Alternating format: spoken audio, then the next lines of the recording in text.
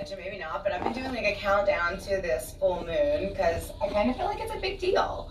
Every moon can be a big deal, and to someone they are, but I feel like this one is like a big deal to like the masses, like to the world of people, like a bigger deal than just in Camden. So that's been the reason for the countdown and all that anyway, just because it feels like this is way bigger than just me and my normal circle of people, like I'm feeling the energy as a collective, you know what I'm saying? Like there's no denying that. At this point, there's absolutely no denying that. So anyway, to get on with that, I wanted to talk a little bit about Day 2's challenge. So everything that I talk about is back to self-care related and self-love, mission driven, right?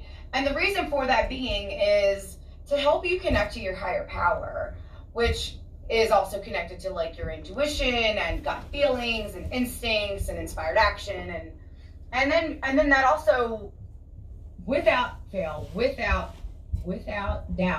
leads to your best creative abilities, the things inside of you that you feel like you were born to do. Like the more that you can love that self, that part of you, those things come out easy. And then by default, you just get happier everywhere. Work gets happier, life gets happier, family, you know what I mean? Your body, like when you're happy, it just goes everywhere. It is literally like a ripple into all of it.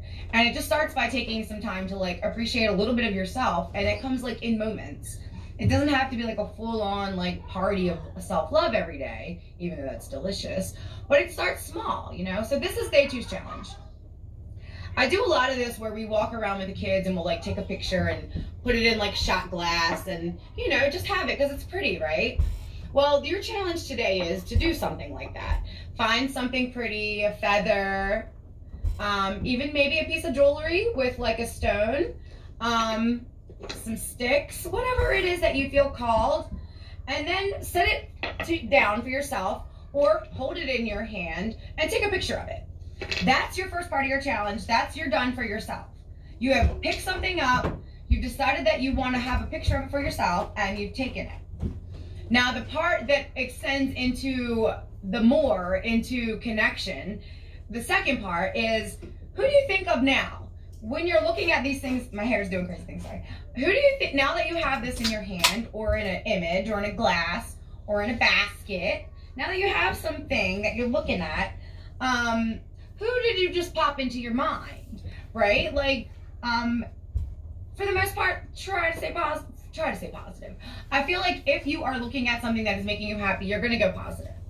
The first person, go there. That's probably the best person, for reals, unless it feels sad, okay? If it doesn't feel happy, hopeful, or better, that's probably not the right person. But again, if you're really coming from a place of, I really think this is beautiful, just because I do, you're probably not going to go pulling someone that makes you feel less that speed, or someone that isn't reciprocating of that energy. Does that make sense?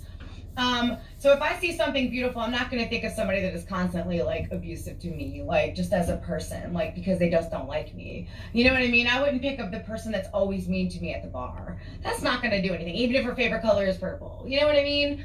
I would see something like that and I would just, think of different. So just to go there, just to give like a baseline covering, because it is so vague. But it's vague because I want it to be vague, because I want you to fill in the pieces. I don't want you to feel like, oh, well, am I thinking this because someone suggested it? And now I'm like, the thought, we don't want to go there too much. So find your thing, take a picture for yourself, and now do that same image and maybe change it up, because it is for that next person, for whoever it is that your intuition or your gut or your first response was to think about.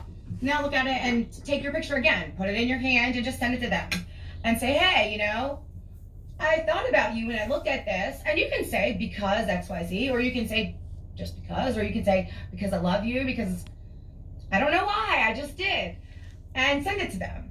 And then we're gonna come back. I'll come back later this evening and check in and see if you've done that. And then we'll kind of go over just a little bit about why that happened if you don't already know, because you might already know by the time this is all over. So yeah, let me know if you're gonna play. It's super easy. You don't have to leave the house. It could be anything around your house. Real flowers, fake flowers, toy. I have a button here, was one of the first things that I manifested. You know, you could put things on a little dish, you know, whatever it is, and just say, okay, this is my thing to myself. Challenge 1, take the picture. Even if you don't want to take the picture for yourself, the second part has to be for the person, because in theory, we're not really supposed to be around other folks. So it's gonna have to be an image for the second part. And then we're gonna come back later and we'll talk about what you picked, who you sent it to, and what their reaction was.